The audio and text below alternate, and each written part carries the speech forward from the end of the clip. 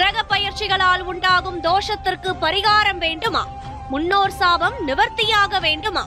உங்களின் 7 தலைமுறைக்கும் புண்ணியம் சேர்க்க வேண்டுமா? நீங்கள் செய்ய வேண்டியது அன்னதானம் மட்டுமே. கடந்த 4 ஆண்டுகளாக தினமும் மதுரையில் 300 வறியோரின் வயிற்று பசியை ஆற்றி வருகிறது மதுரையின் அட்சய பாத்திரம் ட்ரஸ்ட். நீங்களும் உதவ அன்பு வேண்டுகோள்.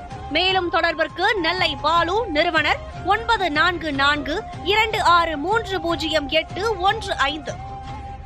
நடமாடும் தெய்வமாய் விளங்கி நானிலத்தில் உள்ளவர்களையெல்லாம் நல்வழிப்படுத்திய காஞ்சி பெரியவரின் மகிமை குறித்து மதுரை அனுஷத்தின் அனுகிரகம் நிறுவனர் நெல்லை பாலு அவர்கள் தொகுத்து வழங்கும் ஸ்ரீ மகா பெரியவா மகிமை சிறப்பு தொகுப்பு.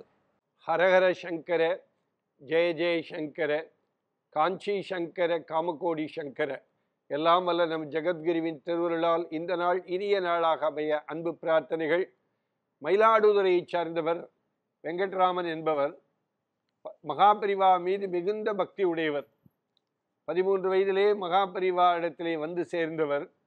பொதுவாக மகாபெரிவாவுடைய தினந்தோறும் நடத்துகிற சந்திர மௌலீஸ்வர பூஜைக்கு பால் வந்து கொடுப்பவர்களை அதை வாங்கி கொண்டு அதை கொண்டு போய் பூஜை கட்டிலே வைக்கிற ஒரு பாக்கியத்தை பெரியவா அவர்கள் கொடுத்து வைத்திருந்தார்கள். பெரியவா கொடுத்து வைத்திருந்தார், இவரும் கொடுத்து வைத்திருந்தார் என்று தான் சொல்ல வேண்டும். பெரியவா மீது மிகுந்த ஈடுபாடுடையவர். இந்த ஒரு பெரிய பாக்கியத்தை நமக்கு பெரியவா கொடுத்திருக்கிறார் என்று தினந்தோறும் சந்தோஷப்படுவது வழக்கம்.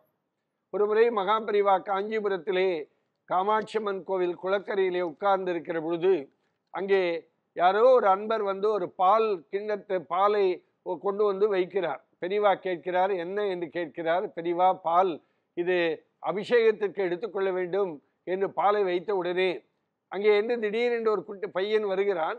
அவன் மடத்தை சார்ந்த பையன். என்ன செய்கிறான் என்றால், பால் கொடுத்த அந்த டப்பாவை எடுத்துக்கொண்டு எழுந்து மடத்துக்கு எடுத்துக்கொண்டு போக முற்படுகிற பொழுது இவனுக்கு கோபம் வருகிறது. எப்போதுமே தான் தானே பால்க்கு எடுத்துக்கொண்டு போய் சந்திரமௌலீஸ்வர் பூஜைக்கு முன்னால் பூஜை கட்டிலை வைப்பது வழக்கம். இவன் என்ன எடுத்துக்கொண்டு ஓடுகிறான் என்று பெரியவா காதில் விழாத அளவுக்கு அந்த பையனை கூப்பிட்டு சத்தம் போடுகிறான்.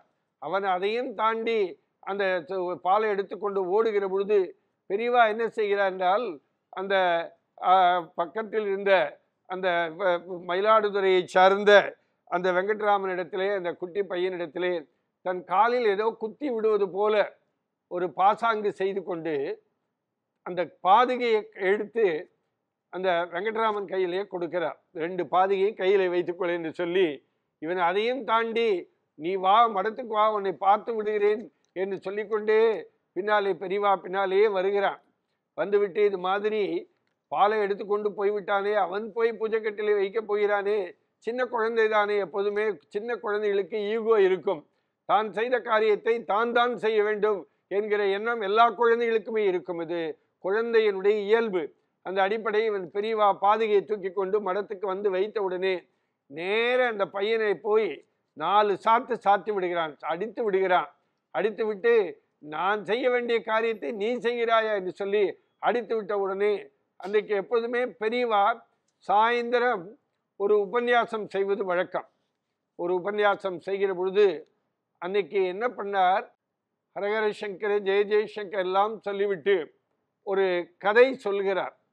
அதாவது, பால் பெரியதா பாதுகை பெரியதா என்கிற விதமாக இது மாதிரி ஸ்ரீ ராமபிரான் காட்டிற்கு போன பொழுது அந்த இவர் சொல்கிறார், மற்றவா போட்டுண்டா அது செருப்பு, அது பாதரட்சை என்று சொல்லுவார்கள்.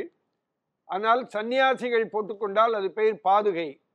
ராமபிரானுடைய பாதுகையை அன்றைக்கு பரதன் அந்த பாதுகையை வைத்து ஆட்சி நடத்திய பரதன் அந்த பாதுகைக்கு பாலாலே அபிஷேகம் செய்கிறான் என்று சொல்லிவிட்டு அங்கே கூடியிருந்த மக்கள் மத்தியிலே சொல்லிவிட்டு, இந்த இடத்தில் பால் பெரியதா பாதுகை பெரியதா என்று சொல்லிவிட்டு கோவிந்தநாம சங்கீர்த்தனம் என்று சொல்லிவிட்டு அந்த உபன்யாசத்தை முடித்து விடுகிறார்.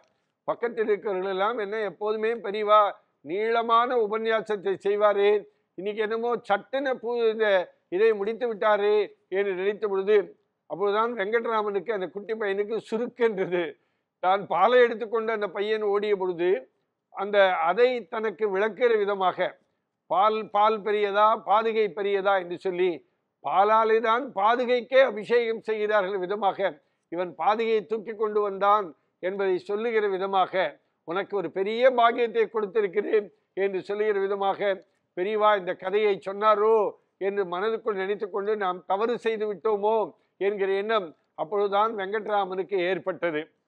ஹரஹர சங்கர, ஜெய ஜெய சங்கர, காஞ்சி சங்கர, காமகோடி சங்கர. எல்லாம் வல்ல நம் ஜெகத்குருவின் திருவருளால் இந்த நாள் இனிய நாளாக அமைய அன்பு பிரார்த்தனைகள். ராம் ராம். ஓம் ஸ்ரீ மகா பெரிவா திருவடிகளே சரணம்.